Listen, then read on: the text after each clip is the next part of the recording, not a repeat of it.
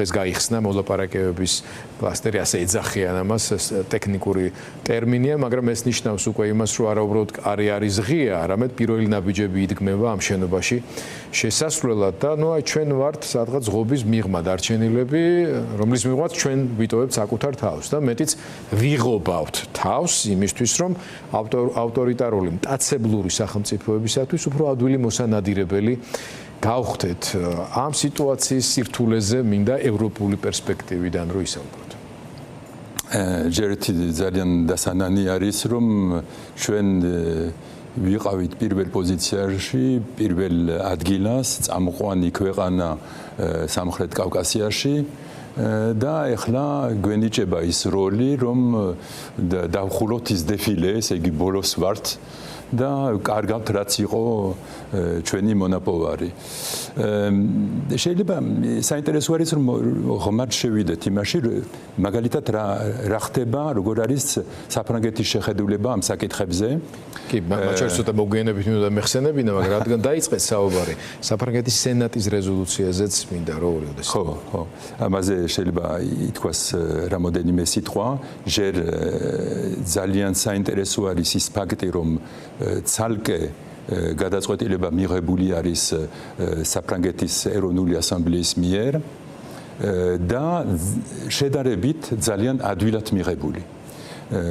იყო ეტაპობრივად გაკეთდა ესა, პირველი ეტაპი იყო ევროპული კომიტეტის დარწმუნება და დარწმუნეს და კენჭისყრა იყო და გავიდა რეზოლუცია, მეორე ეტაპი იყო საგარეოთა საქმეთა სამინისტროს კომიტეტის გადაწყვეტილება და მერე არის პლენარული სესია, რაც იშვიათი და გასაკვირი არის რომ საქართველოს თემა იყო განხილული ამ შეკრებაზე და ძალიან ძლიერი გამოსვლები იყო, ძალიან საინტერესო გამოსვლები და შინაარსიანი გამოსვლები.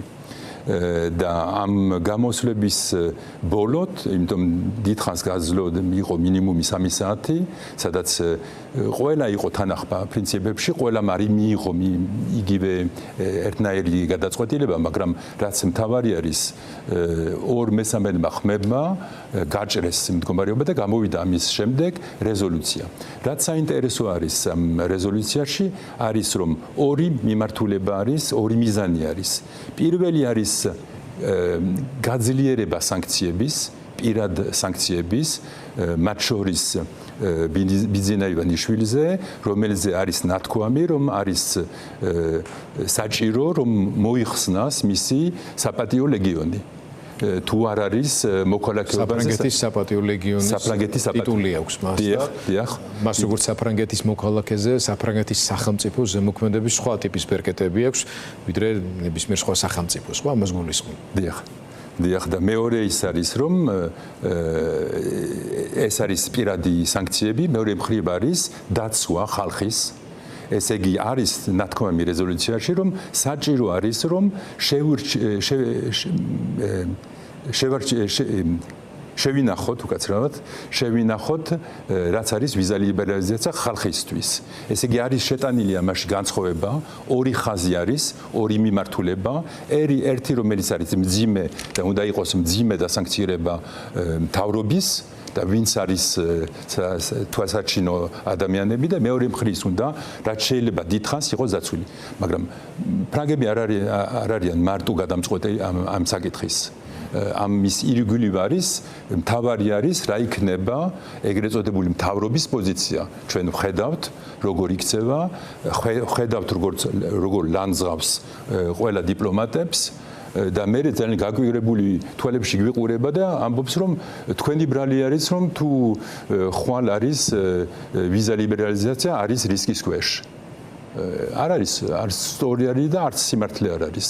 ანუ მე როგორც გავიგე თავად ამ რეზოლუციის პათოსიც და პოლიტიკის კუთხით რეკომენდაციები საფრანგეთის ხელისუფლებისადმი უკავშირდება იმას, რომ ერთის მხრივ პერსონალური სანქციების მიმართულებით უფრო აქტიური გახდეს საფრანგეთი, განსაკუთრებით მისივე მოქალაქე ბიძინა ივანიშვილთან მიმართებაში და ამის ნაწილი არის საპატიო ლეგიონერის სტატუსის ჩამორთმევა მისთვის, ეს პირველი ნაბიჯი იქნება ალბათ ამ მიმართულებით და ძალიან მძლავრი სიგნალი ივანიშვილისთვის და მეორე უკავშირდება ხალხისადმი დამოკიდებულება. საფრანგეთი არ არის მომხრე მკაცრი ნაბიჯების, რომელიც დააზარალებს მთლიანად საქართველოს მოსახლეობას, თუმცა აქვე თქვენ ამბობთ, რომ ეს მთლიანადაც არ არის დამოკიდებული, იმიტომ რომ ბევრი ისეთი ტიპის პოლიტიკური და ტექნიკური ვალდებულების საკითხია, რომლის საბოტირებასაც ქართული ოცნება და მთავრობა შეგნებულად აკეთებს, როგორც სხვა გზა შეიძლება არ დარჩეს.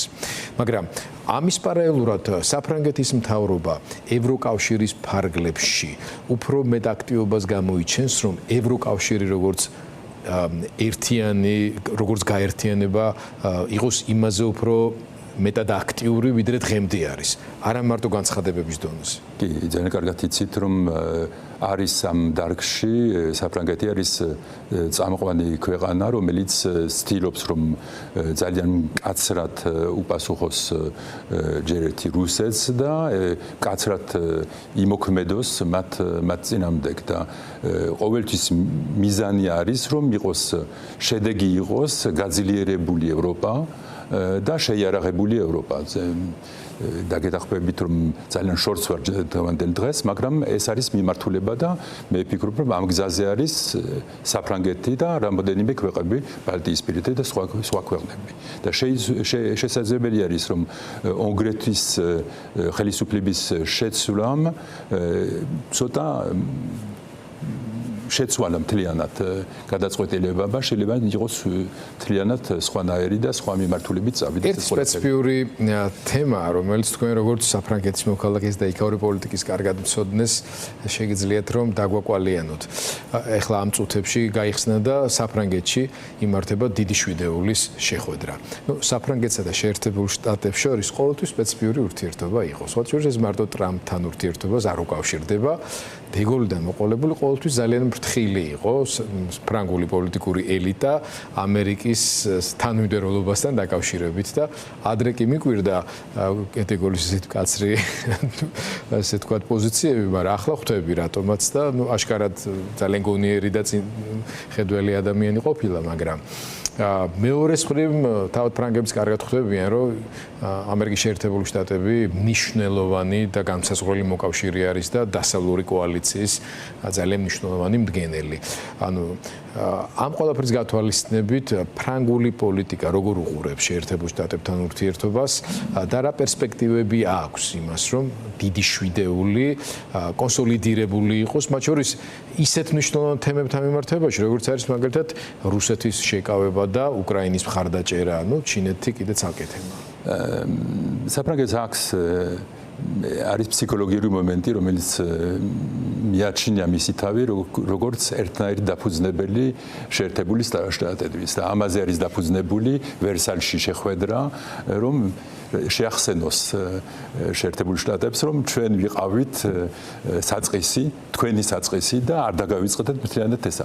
მართალი არის, რომ მე თქვენ დაგვიბრუნდეთ ლაფაიეტიც, რაც ლაფაიეტმა გააკეთა, თქვენ დაგვიბრუნდეთ, თუმცა მეორე მსოფლიო მის დროს, როცა დაგეხმარეთ გერმანელების განთავისუფლებაში და არ ვიცი, რთული სათქმელი არის, იმიტომ რამდენადაც მაკრონი დაახლოებით ღიად ამბობს ამას და ვიცი და ნათელი არის მისი სტრატეგია და ნათელი ახლა რამდენადაც შეიძლება პოლიტიკური პერსონაჟის ნათელი იყოს მისი სტრატეგია, მაგრამ ძალიან გაურკვეველი არის რა არის ტრამპის სტრატეგია. ბოლო წუთამდე ხალხმა არ იცოდა, მოვიდოდა თუ არ მოვიდოდა საფრანგეთში და ვერსაილში.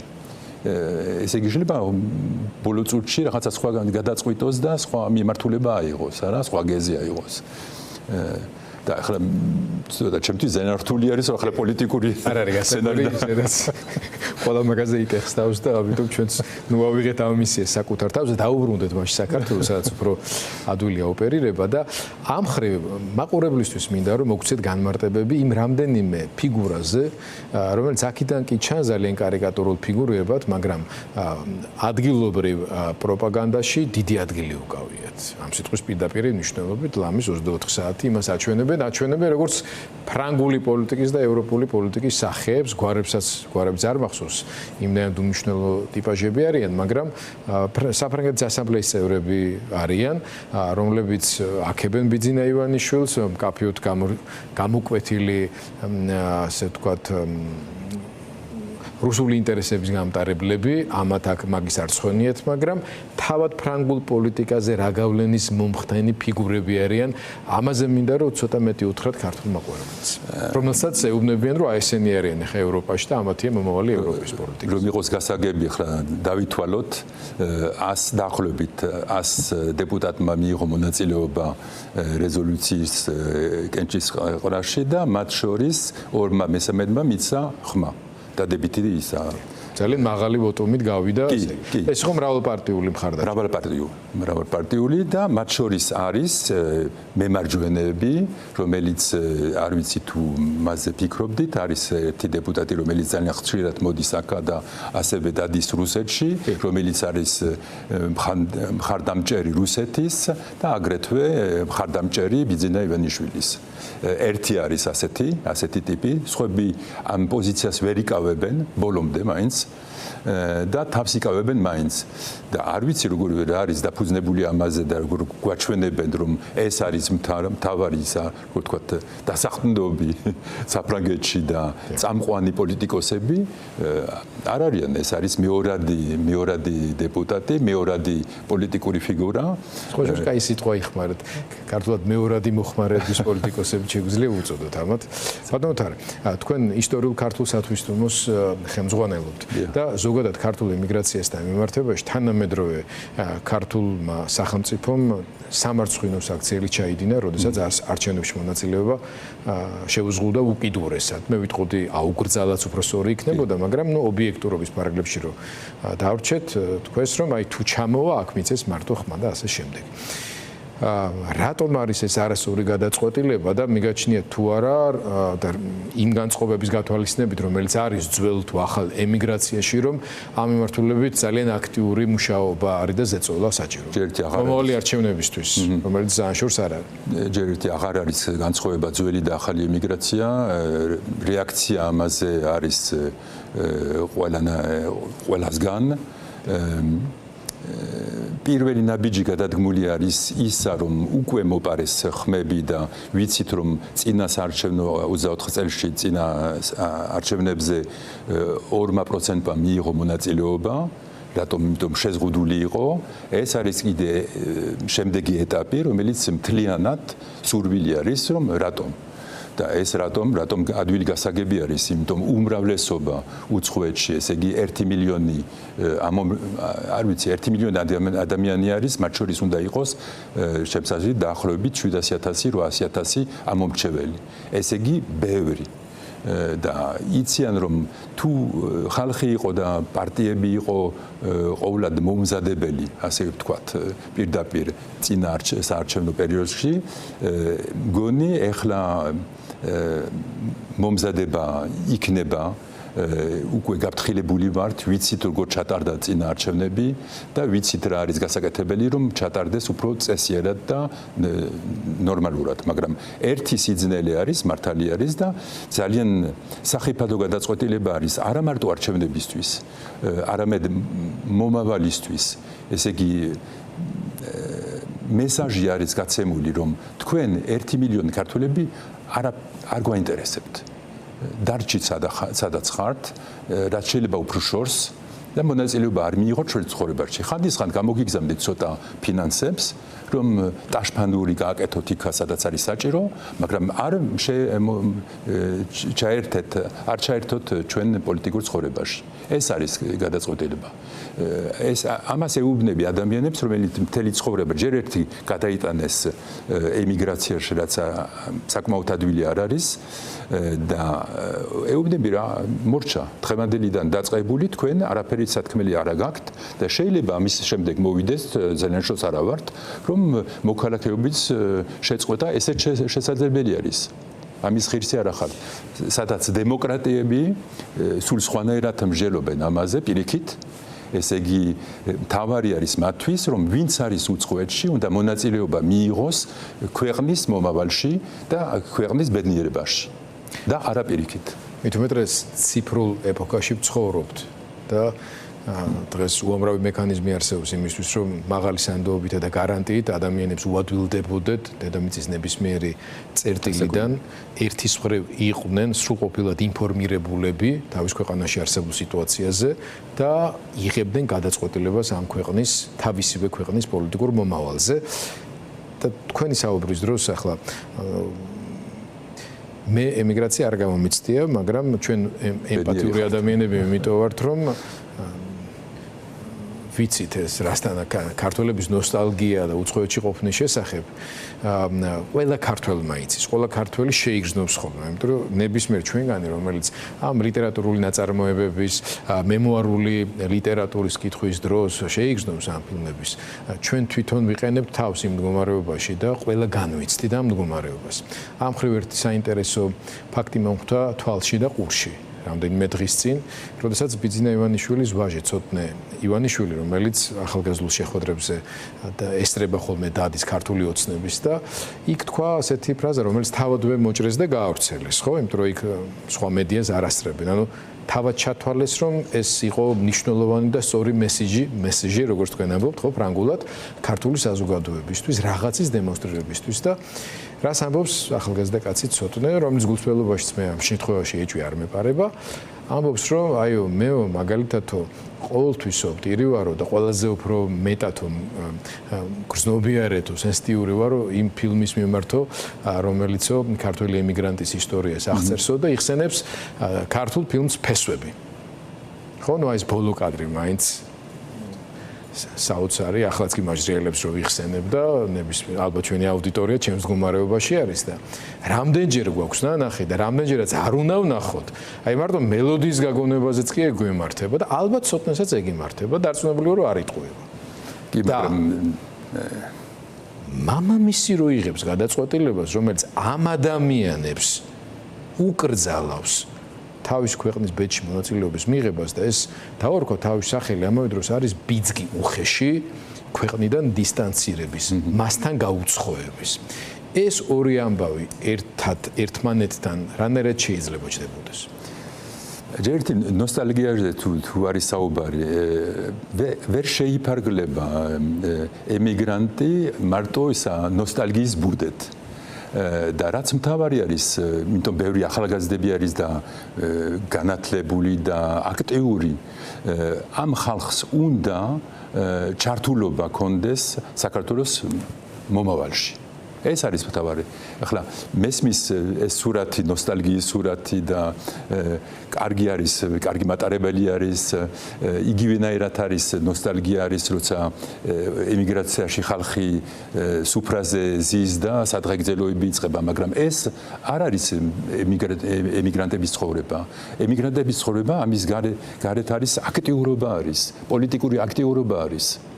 არ გეგონოთ რომ ნოსტალგია მარტო არის ლიმიტირებული იმაზე რომ ვიტიროთ და ბეწვები რომ ხო გული აგუჩიყდეს შიგადაში. ეს არის უზარმაზარი ენერგიის რესურსი, სოდნის, ნიჭის და მათ შორის ქონებისა და რესურსის მქონე ნაწილი ამ ქვეყნის რომლის დამსახურებაც არის, რომ მეტნაკლებად ჯერ კიდევ ეს ქვეყანა ფეხზე დგას, ასე ვთქვათ და ოჯახები აქ არსებობს საქართველოში. ამიტომაც ამ მხრივ ძალიან არაკეთილსინდისიერ მოქმედებას აქვს ადგილი.